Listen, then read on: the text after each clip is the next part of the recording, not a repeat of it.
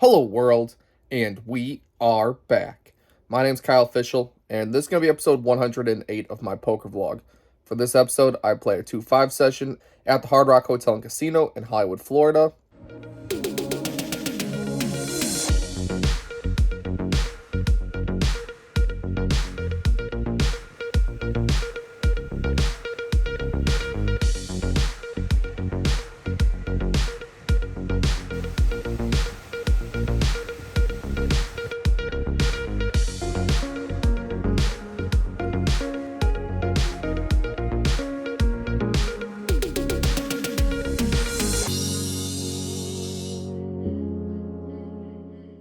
First hand of note.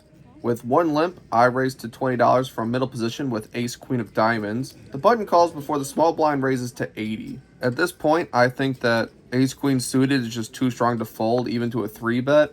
I do get to play the rest of the hand in position, so we're definitely going to peel this one. Well, the button calls as well, so we're going 3 ways to a flop of 5-4 deuce 2 spades. This is one of the boards where I'm pretty happy to continue on. Gut shot to the wheel, and this board really shouldn't connect to my opponent too much. But when the small blind continues into 2 people for $160, I just honestly think he's in like the jacks or queens range, in which case I don't even think that I have a queen as a clean out, as well as the fact that there's no backdoor diamonds. And it's early in the session, so this is just one of those spots where I'm going to give my opponent credit and let this one go. The button folds as well, so we will never know what my opponent had. A few hands similar to this, I had to top off. I'm into the game for 1,300. I have been falling for 30 minutes! B4. Under the gun raises to 20. I'm in the hijack with pocket 7s. I make the call. The big blind decides to call as well, so we're going 3 ways to a flop of 10-4-3 2 spades. Not a bad flop, all things considered. Well, the under the gun player decides to continue for $35. With just a single overcard, I think my hand is plenty strong to continue. My opponent could easily be continuing with just random 2 overs, ace X, maybe some flush draws, so 7s is definitely ahead of most of that range. Well, the big blind calls as well, so I'm not too happy to see this 3 ways to the turn card. However, the 10 of clubs is a really good card for me. When it checks to me, I think this is a great time to throw out a bet. I believe I'm much more likely to have a 10 than the under the gun player. Additionally, I can get value from overcards and flush draws, and it establishes me the betting lead so that I can check back a lot of rivers that I'm not too comfortable with, as well as name my price to get there. So with all that in mind, I bet $60. Surprisingly to me, the big blind calls and the under the gun player decides to fold, so we're heads up to a river card, which is the 5 of clubs. Absolutely great card, definitely a brick, doesn't improve any hands except maybe ace deuce and pocket 5s. When my opponent checks to me, there's really no hand I think I can get value from. My hand definitely has a good amount of showdown value, so I happily check it back. At the Hard Rock Hollywood, last aggressor has to show first, so I show my pocket 7s and my opponent mucks. Definitely happy with how I played that one. Even when I want to catch you, On the other end of the spectrum, here's a hand that I absolutely butchered. Literally cannot say a single good thing about how I play this one. With 2 limps, I'm on the button with pocket queens. Definitely going to raise this one up. I make it $25. The big blind and 1 middle position player calls, so we are 3 ways to a flop of king 10 deuce all clubs. So overcard to the queen, monotone board, I don't even have a club, and the big blind leads out for $35. On this lead, at the time, I thought it was possible my opponent could have just the naked ace of clubs, but really this should be a fold. Like, there's so many times you're just drawing dead, and the times that you're not, he could have like king jack, jack of clubs, to which you're doing horribly against. But for some reason I didn't believe him, so I just make the call on this one. On the turn, ace of hearts. Now even the only bluff he could have of the single ace of clubs is now beating me. And to this card, my opponent goes all in for $70. At this point, I guess I just fell in love with queens after being card dead for a bit, and maybe the price of only $70 enticed me. I have no clue. Maybe I just hate money because I call and give this guy $70 when he obviously just flopped a flush, and yeah, I played terrible. I include this hand because blunders do happen. If you just ignore your mistakes and only focus on the hands you played well or that came out with good results, you'll never get better. Hopefully for the next time, I can just conserve the $70 and just fold when I'm losing to literally everything. When he was like, yeah, it's me. And he stopped me. We were 8 at the time. Next hand of note. I button straddle, and with 4 limps to me, I look down at pocket kings. What a great hand to look down when you button straddle. I raise to $60, and 3 of the limpers decide to call. So we're going 4 ways to a flop of ace, 10, 5, 2 clubs. There is always an ace out there. When it checks to me, I pretty much play kings the same way I play ace, king, and aces. So if I had any of those hands, I definitely want to bet here, charge flush draws, get value from my ace. So I'm definitely going to do that with kings as well. Additionally, I have all the best aces in range, so worst aces could theoretically fold. So on this flop, I bet $130. The big blind is the only caller, so we are heads up to a turn card, which is the ace of hearts. Actually a really good card for me. It makes it much less likely my opponent can have an ace. And when he checks to me, I think that if I had ace king or somehow quads, I would definitely check this back. Try to go for some value on the river, as well as gain some deception. So I check this one back. The river is the queen of hearts.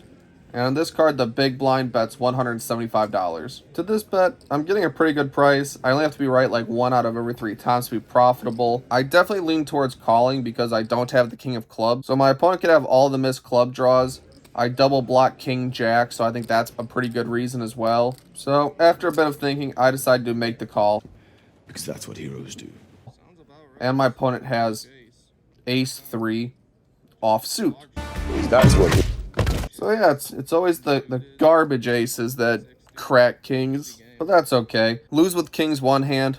The only way to remedy that is to get them right back and try again. So on this hand, in the Hollywood Hard Rock, you can straddle from any position. So in this hand, the cutoff straddles to 10. The button limps. I'm in the small blind. Gonna do an extremely risky, extremely exploitative, and not GTO strategy. I'm gonna go for the old limp re-raise. So I limp behind. An early position player limps.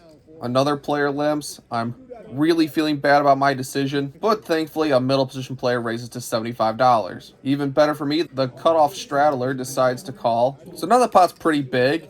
Very happy with my decision. It's definitely worked out very well so far. With 3 players already putting 75 in there, plenty of limpers, so much dead money. I'm not really certain what's the best size. I definitely want to give myself a good stack to pot ratio to where I can jam on pretty much any flop if I'm called, as well as price out all the nonsense suited connectors because kings plays very bad when it's played multi-way. So I decide on a sizing of $350. The 2 middle position player limpers fold. The middle position player that made it 75 decides to fold. The cutoff straddler, who then called the 75, thinks for a little bit, asked me how much I had in my stack. I have about 800, so he's deciding if he wants to jam or fold because he doesn't want to call. And I believe he understands that I'm pretty much jamming on a flop anyway, so he's deciding if his hand is worth an all-in. He eventually decides that it was and goes all in.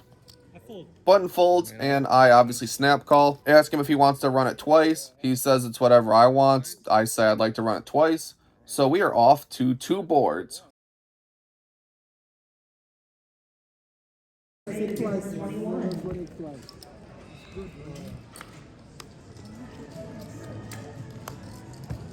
Alright, first board is pretty horrendous. I lose to ace king and several 2-pair combinations.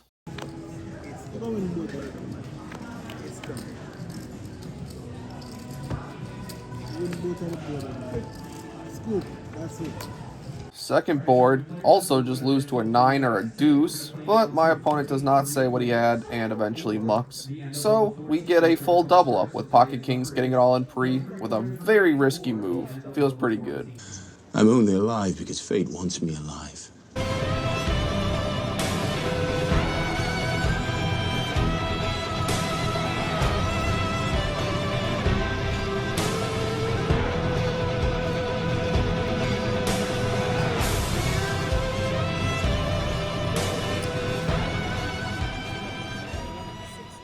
Please take a moment and subscribe. Next interesting hand. With 1 limp, I make it $15 with 10-9 of spades. The button calls, the blind calls, and the limper calls, so we are going 4 ways to a flop of queen 8-6 2 spades. Pretty much a dream flop when you're going to play suited connectors multi-way. If either one of my gut shot straights hits, it's going to be mostly disguised, and if my flush hits, it's likely going to be the best hand. So when it checks to me, I just continue for $25. To this bet, everyone folds. We want a small one, but a fun one.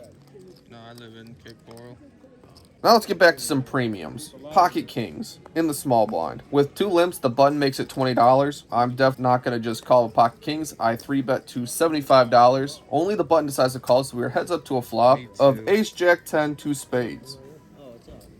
God, there's always an ace out there.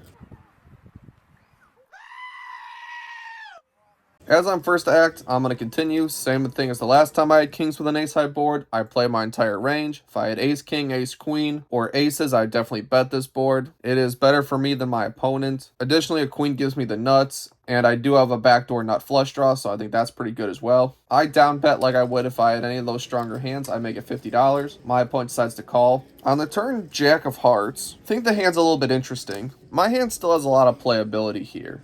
I think it'd be tough for my opponent to hang on, facing a 3-bet and then 2 continuation bets. A button open has a super wide range. He doesn't have to have any part of this board at all so far. I obviously have the best aces in range and typically would have them if I continue twice. And additionally, having exactly the king of spades and king of hearts, I'm probably going to turn it into a bluff and try to get a weak ace to fold on the river if a heart or spade comes because of my very good flush blockers. So on this turn card, I'm definitely going to continue. I bet $125. For this bet, my opponent thinks for a little bit, shows an ace, and then folds. So extremely happy with the result of this hand. Extremely happy with how I played it. Happy it worked out. It could have easily went the other way. This drink, I like it. And a final hand of note. What better hand to end it with than pocket kings? Another! Yes, the deck's been very good to me, at least pre-flop so far in this day. In this hand, I'm under the gun. I raised to $15. Only the small blind and the big blind calls. There were 3 ways to a flop of 9, 7, 6, 2 spades. Honestly, this board is much better for blinds than it is an under the gun opener, but even so, I want to get some value from my kings. My overpair should be good here a lot of the time, and the times it's not, I still have backdoor spades to fall back on. So I start out with a bet of $25. Well, the small blind min raises to 50. Really wasn't expecting that. That's pretty much screaming 2-pair or a made straight. But I also think there are some pair plus spade draw combinations he could have, as well as like 10 jack of spades or 4-5 of spades, things like that that may play the same way. I'm definitely going to continue given the price and my hand strength. I make the call. Turn is the most beautiful king of clubs you've ever seen, ever. On this card, both players check to me. I briefly considered checking it back, thinking that it is possible either person could have flopped a straight, but then I decided that's just way too weak to not go for some value with top set. Plenty of 2 pairs and other sets that can pay me off, as well as pair plus straight draws. So I decided to go for some value, realizing that I kind of relegate myself into calling if I get raised again. So I go for a smaller size. I bet $100. Well, the small blind calls, and the big blind calls as well. So we're actually 3 ways to the river, praying that the board pairs. And this time it actually does. The river is the 7 of hearts. Not too often do you backdoor the best full house possible. But even better than that, on this card, the big blind leads out for $200. I can barely contain my excitement at this point. Now for this lead, I think there's 2 ways you can interpret it and go with it. One way is he has a straight and he's just trying to name his own price and get to showdown pretty cheaply. But the other way is he rivered some kind of full house like 7-9, 7-6, something like that, and he wants to make sure it doesn't check through and get some value for it. For each scenario, I think a small raise is the best option. If he has some kind of full house that he doesn't want to check through, he'll probably put in the river 3-bet and we'll get it all in and I'll win. If he has a straight and he's just trying to name his own price, then we definitely want to do a smaller sizing and get him to do a crying call. A bigger size does have some merit as well. If I hand a hand like ace queen of spades and didn't want to give up, I might do the same thing. So I could rep some bluffs here and go bigger with it and try to get max value. But in the moment, I just really pegged my opponent for a made straight and not really a full house. So I chose a smaller size raise of 550, hoping that there's absolutely no way he could fold for this sizing. And I'd say my read was relatively correct because my opponent instantly starts saying how he should have raised flop. He can't believe the boat got there. He flopped a straight and he's losing. And all that muttering eventually leads him to call. I call. I quickly show, and it is definitely good. I may have left $250 or $300 of value on the table by not going for max. So let me know if this is a jam in the comments. I'm interested to see what everyone else thinks. So we are into the game for $1,300, out of the game for $25.67, which is a profit of $1,267. We're there for only about 5 hours, so that equates to $253 an hour or 50 big blinds an hour. And there's no better way to celebrate a win in Miami than going to the Naruto Ramen Shop to celebrate a decent win.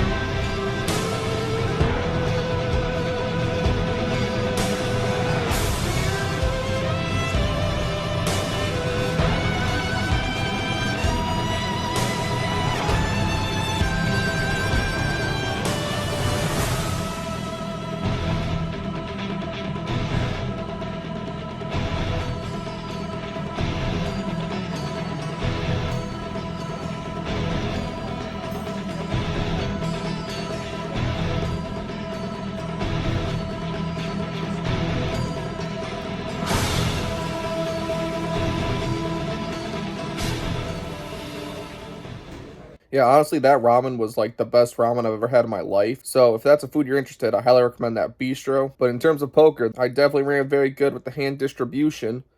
Post flop, some hit and miss, but definitely happy with the results. Definitely a lot of mistakes that I can get better at, but we'll just keep moving forward. Thank you for watching, and I'll see you on the next one.